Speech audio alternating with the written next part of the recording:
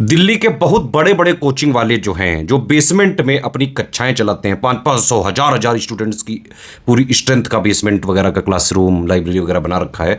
आज उन लोगों ने क्या किया, स्टूडेंट को समर्थन करने के लिए उनके जो डेली ऐड निकलते थे न्यूज़पेपर में, एक एक पन्ना भर के 10-10 लाख रुपए के जो ऐड होते थे, वो आज इन्होंने नहीं निकाले। बहुत सालों बाद ऐसा हुआ है।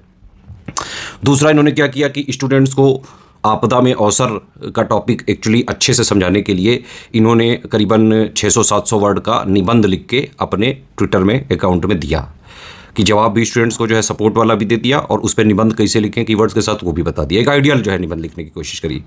हालात बहुत भयावह हैं, वहाँ पे लगातार प्रोटेस्ट जारी है। स्टूडेंट्स को स्टडी फॉर सिविल सर्विसेज की तरफ से मैं पहले दिन से ही आपके सपोर्ट में हूँ। लगातार ट्विटर वगैरह पे कई सारे मैसेज हमारी तरफ से किए गए हैं, ठीक है। बाकी कोई और किसी भी तरह का स्टूडेंट को सपोर्ट चाहिए तो प्लीज़ आप बता सकते हैं। मेरे पास किसी स्टूडेंट ने कोई भी जो है किसी तरह से मैसेज नहीं किया, क्योंकि यूपीएससी वाले ज़्यादातर इसमें इन्वॉल्व है। हमारे ज़्यादातर इनिशिएटिव पीसीएस वगैरह के लिए होते हैं, तो शायद इसलिए नहीं किया होगा। लेकिन आप लोग को पता होना चाहिए, स्टूडेंट्स का कोई भी अगर ज़रूरत पड़ती है, स्टडी फॉर सिविल सर्विसेज आपके साथ हमेशा खड़ा है, और सबसे पहले हम ही आपका मुद्दा उठाते हैं। सबसे पहले वीडियो भी बनाया था, ठीक है। अब खैर ये सब जो चीज़ें हो रही हैं, अब वहाँ पे प्रोटेस्ट तो चल रही है, ठीक है। और सुनने में आ रहा है कई बड़े बड़े इंस्टीट्यूट के लोग भी आ गए हैं वहाँ पे, और थोड़ा सा पॉलिटिक्स भी होने लगी है। पॉलिटिक्स मेरे हिसाब से गलत चीज़ नहीं है, होनी चाहिए। अगर सारी चीज़ें जो स्टूडेंट्स की डिमांड है वो मानने के लिए सारी पार्टियों का सहारा लेना भी पड़े, तो मुझे नहीं लगता इसमें कोई गलत बात है। लेना चाहिए सहारा आप लोग को। भाई जो पॉलिटिकल पार्टीज़ हैं वो भी तो ये करती हैं, वो अपने आप को सत्ता में बनाए रखने के लिए किसी भी हद तक जाते हैं ये लोग। तो स्टूडेंट्स को भी अपने इश्यूज़ को मनवाने के लिए मुझे लगता है कि हाँ, जो भी संवैधानिक तरीका है, पीसफुल तरीका है, वो ज़रूर अपनाएं। एग्रेसिव मत हो, कोई भी मारपीट वगैरह मत करें, नहीं तो पुलिस वगैरह फिर उस तरह से फिर आप समझ सकते हैं कि जो है बहुत दिक्कत हो जाती है फिर। उसके अलावा और चीज़ है कि भाई एक तो ये बेसमेंट वाला इशू है ही, और मैंने कोचिंग वालों के जवाब पढ़े, उसमें लिखा था भाई कि रूल वगैरह नहीं है, जबकि साफ साफ ये रूल है कि बेसमेंट जो बड़े बड़े एरियाज़ होते हैं वो स्टोरेज के लिए होते हैं, पार्किंग के लिए होते हैं। 500-500 हजार बच्चों की क्लास चलाने के लिए नहीं होते हैं सर। कोई भी कॉमन सेंस वाला इंसान इस बात को समझ सकता है। और जो बड़े कोचिंग वाले हैं, उनके बड़े बड़े टीचर जो हैं, वो लोग तो हाईली एडुकेटेड लोग हैं, फिलोसफर टाइप के लोग हैं, सब समझते हैं। तो अभी जैसे जो हमेशा वो चलता था भाई क्यों डरें, क्या होगा, कुछ नहीं तो तजुर्बा होगा, तो ये भी सर तजुर्बा है ये चीज़। प्लस नौकरी सिर्फ आईएएस नहीं होती है, ये प्लीज़ आप लोगों को ये समझना चाहिए। अपने आस पड़ोस में जो लोग हैं इस तरह के, उनको भी समझाना चाहिए।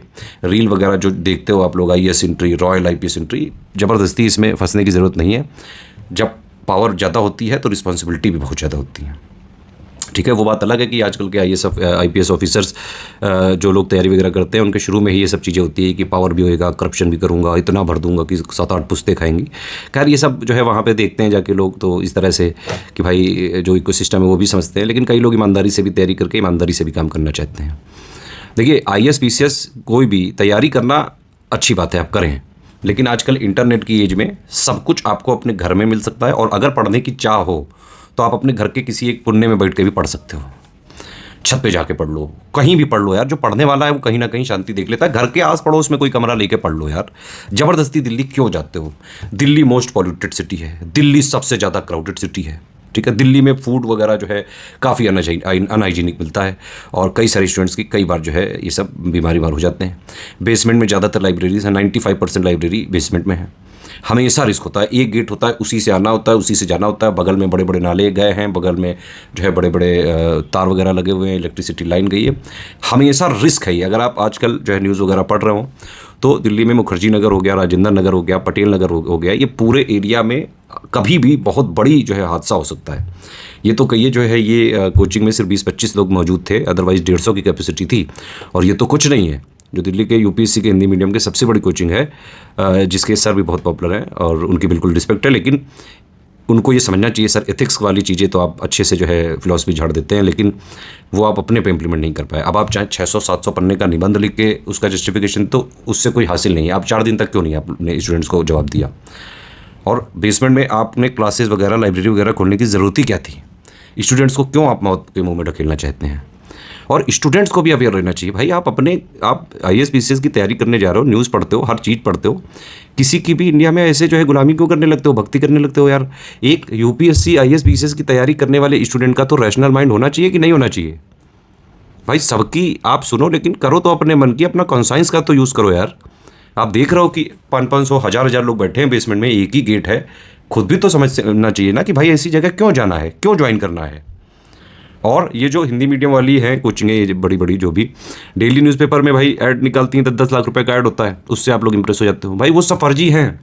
जो भी टॉपर्स वगैरह दिखाए गए हैं उस पर बाकायदा सरकार ने कई बार उनको नोटिस दिया है, सब फर्जी लिस्ट है वो। ये लोग इतने टॉपर निकाल देते हैं जितने उस साल की सीटें भी नहीं होती हैं, बाकायदा इन पे केस हो चुका है और पनिशमेंट भी मिल चुका है इनको। मेरे हिसाब से जो भी लोग हैं स्टूडेंट्स, उनको सपोर्ट करना चाहिए इस मूवमेंट को। मैं पूरी तरह से आप स्टूडेंट्स के साथ हूँ। मेरे लायक कोई भी सेवा हो तो आप प्लीज़ बताएं मुझे। इवन अगर मुझे वहाँ प्रेजेंट होना हो तो भी मुझे बताया जाए। कोई और किसी तरह से कोई सेवा मैं कर पाऊँ तो प्लीज़ आप बताएं। पूरी तरह से 100% सपोर्ट है। जो ना जा पाए वहाँ राजेंद्र नगर में, वो हो सके तो ऑनलाइन वगैरह सपोर्ट करे और उनके वीडियोज़ वगैरह जो है मोबिलाइज वगैरह करें।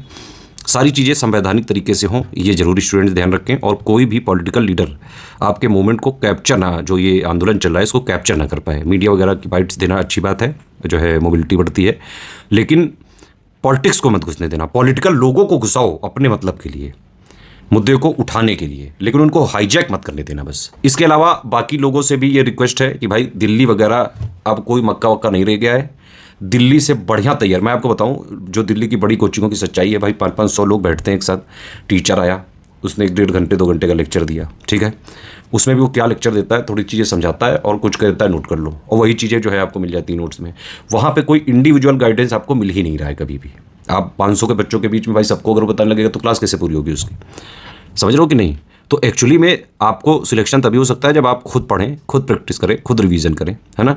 ये सब चीज़ें यूट्यूब में मौजूद है भाई, एक से एक बढ़िया टीचर है यूट्यूब में। और जो है लोग पढ़ाने वाले पढ़ते हैं और जो है सिलेक्ट होने वाले होते भी हैं। कई लोग सोशल मीडिया में पढ़ के जो है IAS IPS SDM DSP बहुत सारी पोस्ट पे बन चुके हैं। तो ज़रूरी नहीं है कि आपको जो है ये सब बनने के लिए दिल्ली ही आना पड़े और दिल्ली ही रहना पड़े, समझ रहे हैं कि नहीं। सब कुछ ऑनलाइन अवेलेबल है, प्री से लेके मेन से लेके इंटरव्यू तक सब कुछ ऑनलाइन अवेलेबल है। इवन फ्री भी कई सारी चीज़ें अवेलेबल है, पेड भी हैं। तो अगर आप वहाँ जा ही रहे हो तो जो है इससे बढ़िया ऑनलाइन कर लो। क्या पता अपने आस पड़ोस में देख लो, लोकल वगैरह में देख लो, कोई कोचिंग अच्छी चल रही हो। टीचर्स पे जो है आप जाइए, जो जिसका जो समझ में आपको देखना चाहिए। दूसरी चीज़ ये भी है कि वहाँ और भी बहुत सारी चीज़ें हैं कि भाई रूम रेंट ज़्यादा है, स्पेस ज़रा सा कंजेशन है, कई बार लाइट आती नहीं है, बहुत अनहाइजीनिक कंडीशन है, कभी जो है कोई मच्छर उच्छर लग रहा है, नाले साफ होते नहीं हैं, कभी भी जो है ज़रा सी हल्की फुल्की बारिश हुई घुटनों तक पानी भर जाता है, कभी करंट से कोई मर गया, डूब के मर गया, इस तरह की चीज़ें हैं। आप माँ बाप को भी ज़रूर ये सब देखना चाहिए।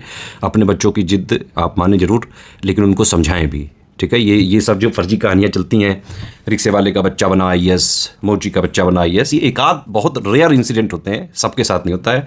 और अभी आपने थोड़े दिन पहले देखा भी भाई UPSC वगैरह का जो फर्जी सर्टिफिकेट का खुलासे हो रहे थे, तो उससे ये बात समझ में आई थी कि शुरू के 20-30 रैंक में जो है इस तरह के एक आध वो क्रिएट कर दिए जाते हैं ताकि माहौल बनाया जा सके। और उसके बाद के ज़्यादातर जो भी लोग होते हैं बड़े बड़े लोगों के, पैसे वाले लोगों के होते हैं।